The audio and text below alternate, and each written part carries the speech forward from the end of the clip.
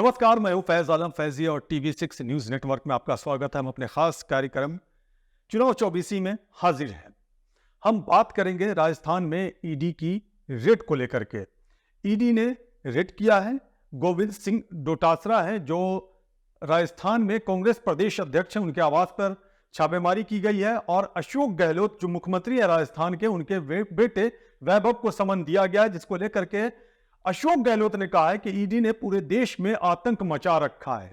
आप क्या सोचते हैं, आप क्या समझते हैं? आपको भी प्रतिक्रिया देनी चाहिए और चर्चा की शुरुआत में ही आपसे हम कह रहे हैं कि आप कमेंट बॉक्स में जा करके जरूर अपनी प्रतिक्रिया दें, कमेंट करें ताकि हम उसको देख सकें, समझ सकें, उसके अनुसार आगे बढ़ने की कोशिश कर सकें। हम बहरहाल बढ़ते हैं और चर्चा की शुरुआत करते हैं। हमारे साथ जयपुर से हमारी वरिष्ठ सहयोगी और पत्रकार भी हैं, तस्नीम खान जुड़ गए। तस्नीम खान, आपका बहुत बहुत स्वागत है। और फरहान हाशमी जो कांग्रेस के नेता हैं वो हमारे साथ जुड़ गए हैं और भाजपा वाले जैसे जुड़ते हैं उनको भी जोड़ने की कोशिश करेंगे, उनसे भी बात करने की कोशिश करेंगे। तो बहरहाल हम चर्चा की शुरुआत करते हैं। सबसे पहले जयपुर चलते हैं, तस्नीम खान से अपडेट लेते हैं कि क्या है अपडेट। तस्नीम खान, क्या है अपडेट छापेमारी को लेकर के? जो भी ईडी भी रेड यहाँ पर की गई उसके बाद मुख्यमंत्री अशोक गहलोत ने प्रेस कॉन्फ्रेंस की है और वो हमेशा से कहते आए हैं, अंत से वो कहते आए हैं कि देश में जो सीबीआई, ईडी, ऐसी एजेंसियां हैं उनसे विश्वास कम किया जा रहा है। जो उनका आरोप और हमेशा लगाते रहे वो आरोप इस बात का कि केंद्र जी सरकार जो है वो एजेंसियों का दुरुपयोग कर रही है चुनाव जीतने के लिए और विपक्ष को कमजोर करने के लिए। उनकी अगर हम बात करें राजस्थान की, तो आज एक विधायक उल्ला है, उनके यहाँ आवाज पर भी create हुई। इसके अलावा ईडी का समन मिला वैभव गहलोत को। प्रदेश अध्यक्ष गोविंद सिंह डोटासरा के जयपुर निवास पर जो सरकारी उनका आवास है उस पर ईडी ने रेड यहाँ पर की है और ये कहा जा रहा है कि जो पेपर लीक हुए थे उससे लेकर डोटासरा पर ये कार्रवाई की गई है। जबकि राजस्थान में जो पेपर लीक प्रकरण की यहाँ पर बात हो रही है उसमें सीबीआई जांच कर रही है। सीबीआई ने कई आरोपियों की गिरफ्तार कर चुकी है। तो ईडी यहाँ पर बीच में आ जाना अपने आप में एक बड़ी बात है कि केंद्र सरकार किस तरह से राज्य में किस तरह से जी हस्तक्षेप कर रही है बिना राज्यों की राज्यों को अपनी विश्वास में ली। सीधा केंद्र सरकार से ईडी आती है और पेपर लीक प्रकरण जो पहले से जिस पर कार्रवाई चालू है उस पर ईडी जाकर और गोविंद सिंह डोटासरा जो है उनके यहाँ रेड करती है। तो अपने आप ये जो है अविश्वसनीयता यहाँ पर वाकई में सामने आने लगती है, उनकी अविश्वसनीयता की किस तरह से केंद्र सरकार जो है इसका दुरुपयोग कर रही है। मुख्यमंत्री अशोक गहलोत की अपनी बेटी है वैभव गहलोत, उनको ईडी का समन मिला है, ईडी निर्देश होगी थी कहा है। जी तो यहाँ पर कहीं न कहीं गिरफ्तारी की एक तलवार भी ईडी की तरफ से टप रही है, क्योंकि हम जैसा कि देखते हैं आप नेता किस तरह से जेल में है, सिसोदिया पहले से जेल में है, अब संजय सिंह जो है उनकी कस्टडी लगातार बढ़ाई जा रही है। तो आप जो उनकी संसद में सबसे मुखर होकर आपके सांसद उनकी बात रखते थे, अपनी बात रखते थे, केंद्र सरकार के खिलाफ अपनी बात रखते थे और ये संवैधानिक उनका अधिकार है। तो उनका किस तरह से उन्होंने मुंह बंद किया ये पूरे देश ने यहाँ पर देखा है।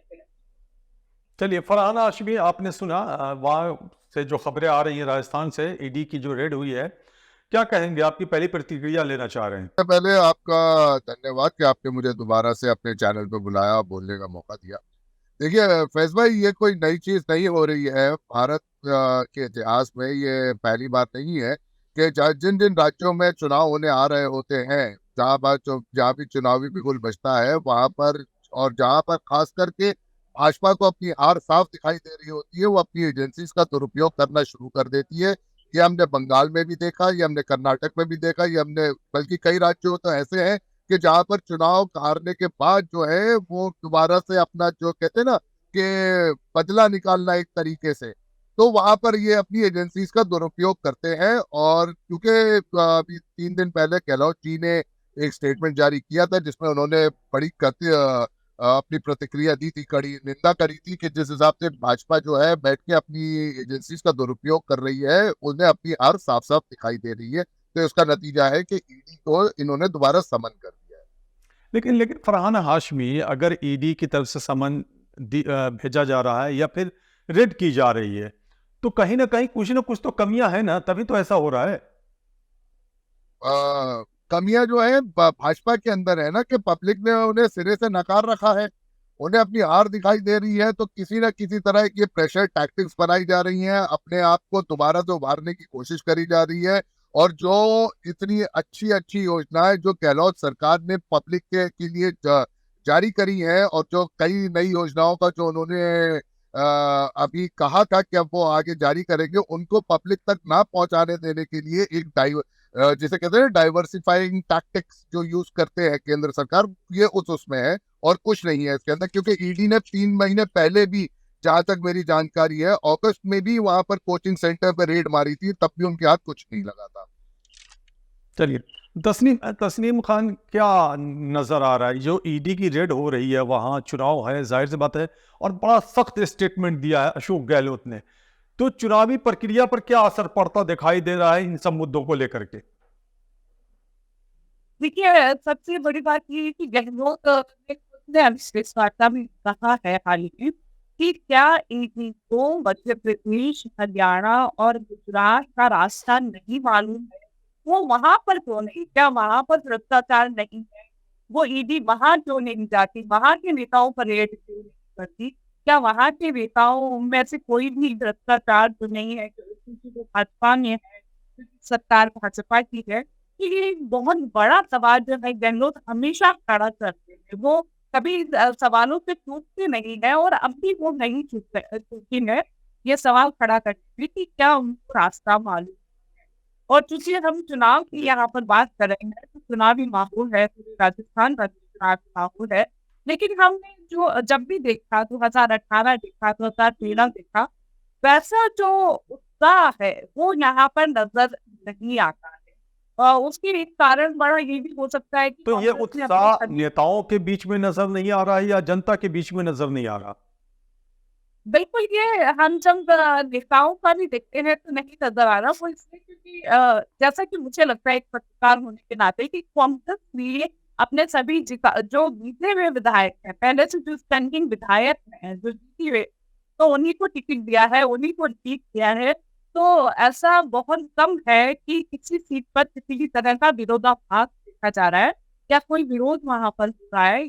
लेकिन भाजपा में जरूर यहाँ पर लगातार विरोध हो रहा है। कल भी बीकानेर सीट से महावीर राठा ने अपना शक्ति प्रदर्शन किया। शक्ति कुमारी जो बड़ी दावेदार है भाजपा की ओर से विधायक है, तो उनका दावा जो है, उनका महावीर राठा का ये कहना है कि शक्ति कुमारी का जो है वो प्रदर्शन करने लायक नहीं है, उसके बावजूद भाजपा का इसी तरह से चित्तौड़गढ़ से उनका विरोध चल रहा है। तो एक बहुत उत्साह यहाँ पर नजर नहीं आता है चुनाव को लेकर, चाहे नाम की बात करें, चाहे हम नेताओं की बात करें, तो विरोध तो हो रही है। हम आज तक देखते हैं कि भाजपा मुख्यालय जो है जयपुर का, वो उस पर आज तक विरोध होते हैं। कांग्रेस की जो सीट बंटवारे, सॉरी माफी चाहूंगी, भाजपा का जो सीट बंटवारा है उसे लेकर लगातार विरोध प्रदर्शन जयपुर में भी हो रहे हैं और हर जगह हो रही है। लेकिन उसके बावजूद जो चुनावों से पहले की जो चहल पहल होती थी, जो बातें हुआ करती थी, जो मजलिस लगा करती थी, मच में बैठा करते थे, वैसा कुछ यहाँ पर नजर अभी फिलहाल नहीं आ रहा है। और इससे ये साफ गहलोत खुद ये कह रहे थे, प्रताप सिंह खाचरियावास की कॉन्फ्रेंस है, तो वो इसका कारण ये बता रहे थे कि भाजपा ने अपनी हार यहाँ पर मान ली है। अकॉर्डिंग टू कांग्रेस के नेता जो है, जैसा कि वो कह रहे हैं कि भाजपा ने अपनी हार मान ली है। लेकिन आज सुबह हम देखते हैं कि गोविंद सिंह प्रदेश अध्यक्ष गोविंद सिंह डोटासरा की ईडी की रेट पड़ती है, पूर्णा की ईडी की रेट पड़ती है, और ईडी का संबंध आता है आयोग के पास। तो ये सब एक साथ होना कहीं ना कहीं एक शक जो है वो पैदा यहाँ पर करता है कि केंद्र सरकार क्या चुनावी राज्यों में भी ईडी की रेट पड़ पाएगी। इससे पहले हम कर्नाटक में देख चुके हैं कि डीके शिव कुमार किस तरह की ईडी के शिकंजे में रहे हैं। तो लेकिन कर्नाटक में उसके बावजूद भी कांग्रेस वहां पर आई। तो यहाँ राजस्थान में देखना होगा कि ये मुद्दा जो है इतना बड़ा बन पाता है। अभी ये बहुत ये बड़ा अहम सवाल होगा, इसका जवाब हम आगे आपसे लेंगे, जरूर लेंगे, चूंकि ये चुनावी माहौल है और इस बीच में ये रेड हुई है। फरहान हाशमी, पेपर लीक का मामला सामने आया राजस्थान में, जिसको लेकर के खुद सचिन पायलट ने आवाज उठाई। सचिन पायलट ने अपनी ही सरकार पर निशाना साधा। ऐसे में ईडी की रेड हो रही है, तो कहीं ना कहीं मेरा फिर वही सवाल आ जा रहा है कि कहीं ना कहीं कुछ कमियां हैं जिसको लेकर के सचिन पायलट ने आवाज उठाई। पेपर लीक का मामला सामने आया, अब ईडी रेड कर रही है, तो इस पे विलाप कैसा? नहीं, बात भाई विलाप की नहीं है, बात आप टाइमिंग्स की देखिए। सचिन पायलट जी को अगर ऐसा लगा, उन्होंने आवाज उठाई, बहुत अच्छी बात है, क्योंकि कांग्रेस पार्टी ही एक ऐसी पार्टी है जिसके अंदर सबसे ज्यादा ट्रांसपेरेंसी रही है हमेशा से। तो और यहाँ पर हमें बोलने की आजादी है, अगर कोई चीज गलत होती हुई दिखती है तो हम आवाज उठा सकते हैं। लेकिन मैं आपका ध्यान फिर उस तरफ पे ले जाना चाहूंगा फैज भाई, कि आप इनकी वो देखिए, मानसिकता देखिए, जहां पर इन्हें अपनी हार साफ दिखाई देती है, वो एजेंसीज का दुरुपयोग करना शुरू कर देते हैं। चुनाव होते हैं, ये चुनाव हारते हैं, तो इनका नारा सीधा होता है कि भाई जीत के कोई भी आए, सरकार भाजपा बनाएगी। कहीं भी आपने देखा इससे पहले कि महाराष्ट्र में इन्होंने सरकार गिराई, इन्होंने कर्नाटका के अंदर पहले सरकार गिराई, इन्होंने मध्य प्रदेश के अंदर सरकार गिराई। और जिन लोगों को खुद इनकी सरकार ने जो है वो कहा था कि ये लोग भ्रष्टाचार में लिप्त हैं, ये अपनी वॉशिंग मशीन ले आते हैं जो दुनिया की सबसे शानदार वॉशिंग मशीन है। एक तरफ से ये दूसरी पार्टी के भ्रष्ट नेताओं को उसमें डालते हैं, और जब वो धुल के निकलते हैं तो एकदम साफ सुथरे होके निकल जाते हैं। तो ये इनका दोहरा चरित्र है। इस वॉशिंग और ये अभी आप देखिएगा कि मशीन में, जी मैं रोकूंगा आपको, इस वॉशिंग मशीन में कांग्रेस के भी भ्रष्ट नेता जाते हैं क्या? भाई अब आप ये तो सबके सामने जग जाहिर है ना कि कुछ लोग जो अपॉर्चुनिस्ट टाइप के लोग होते हैं। देखिए पॉलिटिक्स में कई लोग जो होते हैं वो अपॉर्चुनिस्ट भी होते हैं, वो भी जाते हैं और वो देखिए साफ सुथरे होके निकल आते हैं। वैसे अगर वो किसी और पार्टी में रहते हैं, विपक्ष में रहते भ्रष्ट हैं, नेता, तो आपने वो भ्रष्ट भ्रष्ट नेता नेता कहा, होते हैं। जी मतलब परस्त नहीं कहा आपने, भ्रष्ट नेता कहा। तो कांग्रेस के हाँ, बहुत तो सारे भ्रष्ट नेता गए आपने हैं भाजपा में, महाराष्ट्र में जिसको देखा लेकर के नहीं ये है। इल्जाम भाजपा पर लगता रहा है कि, और जैसा कि आपने अभी कहा भी कि वॉशिंग मशीन है जहां धुल जाते हैं, तो इसका मतलब भ्रष्टाचार है कांग्रेस में, या भ्रष्ट भ्रष्ट नेता है कांग्रेस भ्रष्टाचार में। आप खुद एक्सेप्ट कर रहे हैं। भाई, भ्रष्टाचार विपक्षियों के लिए, भाजपा के लिए वो भ्रष्ट होते हैं ना, जो वो क्या देश की जनता को दिखाते हैं कि नेता भ्रष्ट है। हम थोड़ी कह रहे हैं कि वो नेता भ्रष्ट नहीं, होते हैं, आप तो ही ने कहा आरोप वॉशिंग जब मशीन में होता है तो जाके फिर धुल हो जाते हैं। जाएगा ना, और वो वॉशिंग मशीन आ जाती है। आप एक चीज देखिए, आपने जब से ये इंडिया अलायंस का गठन हुआ है, जिस तरह से विपक्षी पार्टियां एक हुई है, भाजपा पहली आधी हो चुकी है, ठीक है। उनकी हड़बड़ाहट में उन्हें अपनी हार साफ दिखाई देती है। तो हड़बड़ाहट में आप देखिए वो किस हिसाब से जा रहे हैं, जहां जहां चुनाव हो रहे हैं वो चुनाव हार रहे हैं। उनकी रैलियों में, चाहे वो केंद्र के कितने भी बड़े नेता हो, उनकी रैलियों में मैदान खाली पड़े हैं, पब्लिक उनसे जुड़ नहीं रही है। जिन जिन स्टेटों में भाजपा की सरकार है, वहां लॉ एंड ऑर्डर के चिथड़े उड़े पड़े हैं। नारी सुरक्षा के ऊपर बहुत बड़ा सवाल उठा हुआ है जहां जहां भाजपा सरकार में है। तो आप देखिए ना, पब्लिक परेशान है, पब्लिक त्राही त्राही कर रही है ना। तो बेरोजगारी का मुद्दा देखिए कितना बड़ा है, हर चीज जो है महंगाई चरम सीमा पार कर चुकी है। इन सब जब आपके पास, जब बीजेपी भाजपा के नेता जब पब्लिक के बीच में जाते हैं और उनसे सवाल पूछे जाते हैं तो उनके पास जवाब नहीं होते, तो नहीं उन नहीं, सब सवाल तो मुद्दों को राजस्थान में आपसे justify पूछे करने जाएंगे, के आपकी लिए सरकार है। ये राजस्थान में आपसे सवाल पूछे जाएंगे, आपकी सरकार है, अशोक नहीं तो गहलोत आप वहां के बिल्कुल मुख्यमंत्री पूछिए। हैं, आप ये कांग्रेस देखिए की 5 सरकार साल है, से आपसे तक सवाल कितने पूछे काम जाएंगे। करे गए हैं, है ना। कितनी योजनाएं बनाई गई हैं, गरीबों के ऊपर कितना ध्यान दिया गया, कितना फोकस किया गया, कितने हम लोगों ने कितनी सरकारों में कर्जे माफ किए हैं, क्या भाजपा ने किया आज तक? वे तो सिर्फ बोलते हैं, बोल वचन है। एक वो कहते हैं ना, एक कहावत है, आप किसी को गुड़ मत दो, गुड़ जैसी बात दे दो बस।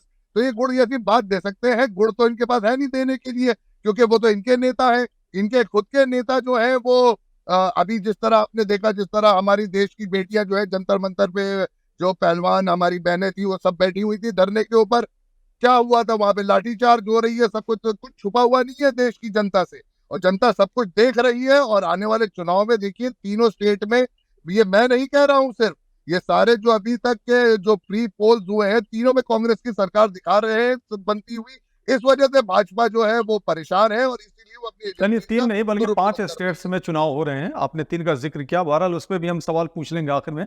तस्नीम, जी, आप उस वक्त कह रही थी कि इसका चुनाव पे बहुत असर पड़ेगा जो रेड हुई है, बताइए क्या असर पड़ सकता है, किधर ये चुनावी माहौल बनता दिखाई दे रहा है इस रेड के बाद? हालांकि इसमें अभी थोड़ा वक्त लगेगा समझने में, लेकिन फिर भी आपकी बड़ी पैनी निगाह होती है वहां राजस्थान में।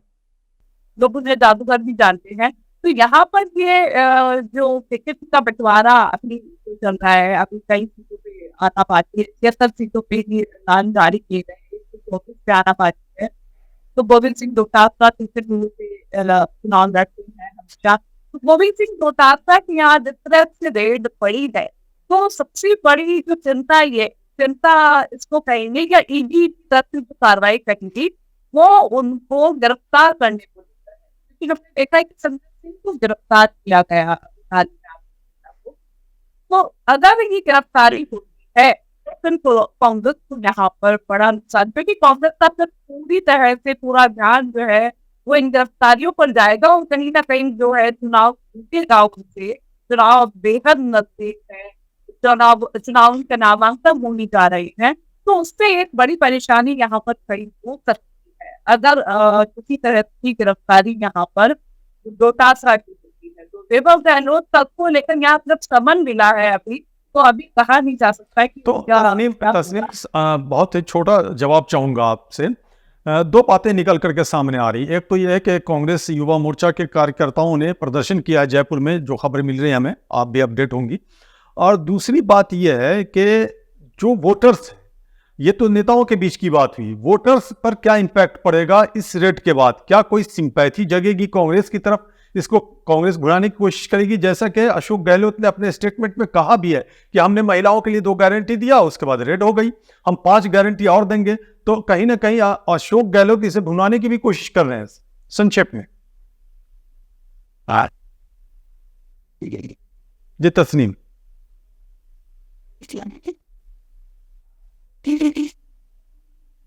आवाज नहीं आ रही तस्नीम आपकी।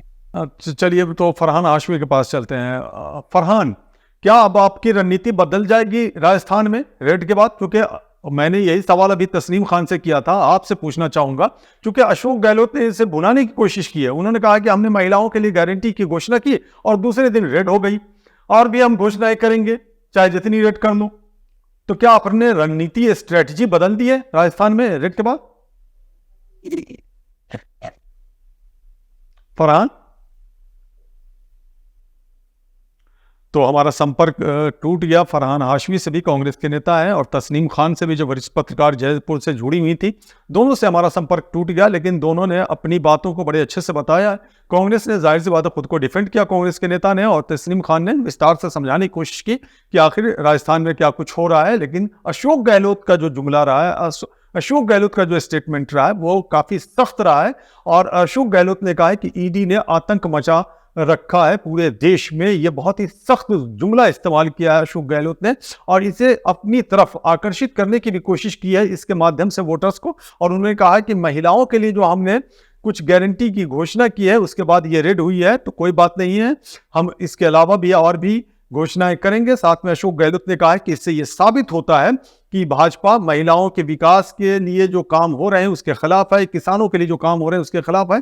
तो इस तरह के बयान आ रहे हैं अशोक गहलोत की तरफ से। भाजपा नेता को हमने जोड़ने की कोशिश की और उनसे बात भी हुई, लेकिन वो जुड़े नहीं। पता नहीं क्यों नहीं जुड़े, हो सकता है टेक्निकल फॉल्ट रहा हो या जो भी वजह रही हो, लेकिन आप समझदार हैं, आप तो समझ ही गए होंगे। बहरहाल चुनावी माहौल है तो इस तरह की सरगर्मियां भी रहेंगी, लेकिन जैसे ही चुनाव का माहौल बनता है और इस तरह की रेड भी शुरू हो जाती है तो कई तरह के सवाल भी उठते हैं। इसमें अब बहुत ज़्यादा कुछ कहने की ज़रूरत नहीं है, लेकिन आपसे रूबरू हम होते रहेंगे, आपके सामने हाजिर होते रहेंगे और इस पर हम डिबेट करते रहेंगे, चर्चाएं करते रहेंगे। लेकिन आपको शुरू में भी हमने कहा था कि आप हमारे TV6 न्यूज़ नेटवर्क को सब्सक्राइब भी करें, साथ में कमेंट बॉक्स में जा करके कमेंट भी करें, लाइक करें, शेयर करें वीडियो को, और बेल आइकन का बटन दबाना बिल्कुल भी ना भूलें। आप जो कमेंट करेंगे उसे हम ज़रूर देखेंगे और उस पर हम आपके सामने हाजिर होकर के आपके सवालों का जवाब भी देंगे। उस जवाब के माध्यम से आपसे हम बात भी करेंगे। हमें दीजिए इजाज़त, नमस्कार।